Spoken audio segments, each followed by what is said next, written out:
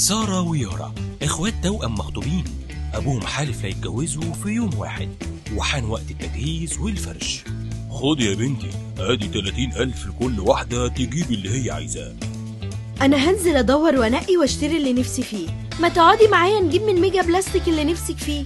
لا، انا هنزل وافاصل واجيب احسن الاسعار. طيب. المهم سارة نزلت ولفت واتهلكت من الزحمة وخلصت فلوسها في 3 أيام بس وجابت الحاجات دي.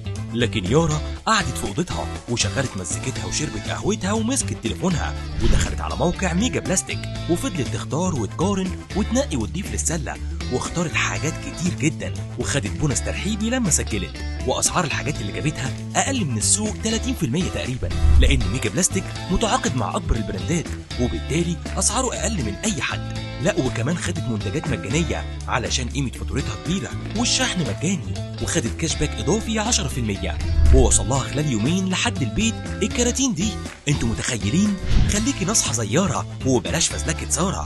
ميجا بلاستيك المنصة الأولى في مصر لبيع كل مستلزمات البيت البلاستيكية، من أدوات مطبخ وتخزين وأدوات نظام وغيرها من المنتجات البلاستيكية للبيت، بأقل من أسعار السوق، بأفضل وأقوى الخامات والبراندات.